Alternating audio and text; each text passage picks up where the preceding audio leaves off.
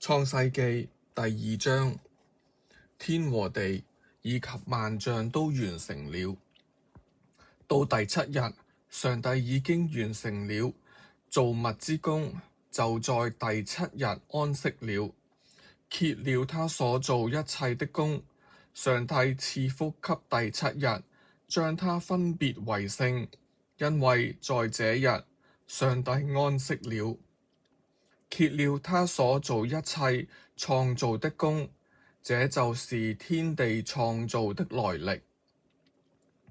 創造的另一記載，在耶和華上帝造地和天的時候，地上還沒有田野的草木，田間的蔬菜還沒有長出來，因為耶和華上帝還沒有降雨在地上，也沒有人耕種土地，但是有霧氣從地上騰，滋潤整個土地的表面。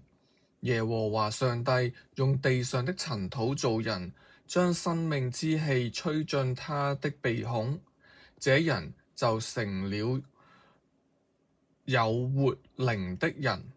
耶和華上帝在東方的伊甸栽了一個園子，把所造的人安置在那裡。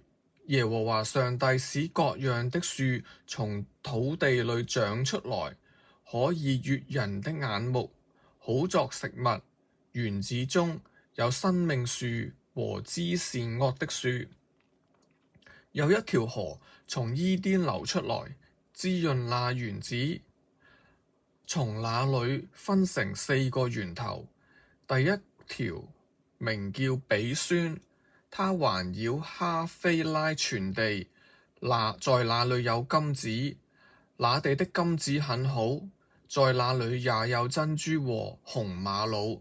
第二條河名叫基訓，把環繞古實全地。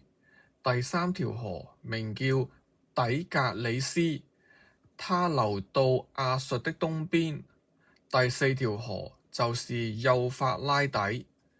耶和華上帝把那人安置在伊甸園，讓他耕耘看管。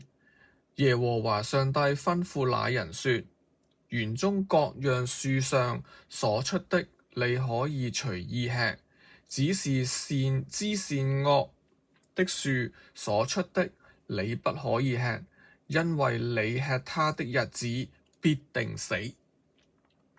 耶和華上帝說：那人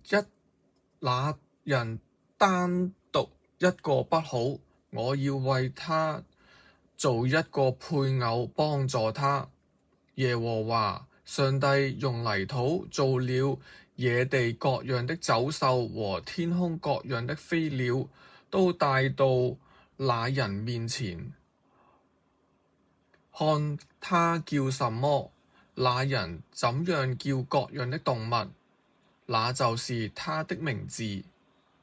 那人給一切畜生、牲畜、天空的飛鳥和野地各樣的走獸都起了名，只是亞當沒有找到配偶幫助他。耶和華上帝就使他沉睡，他就睡了。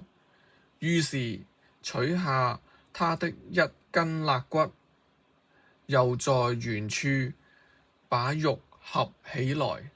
耶和華上帝就用那人身上所取的肋骨做了一個女人，帶她到那人面前。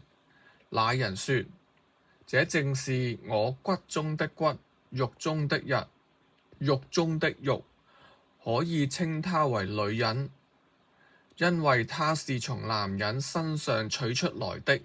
因此，人要離開父母，與妻子合一，二人成為一體。當時夫妻二人赤身露體，並不得覺得羞恥。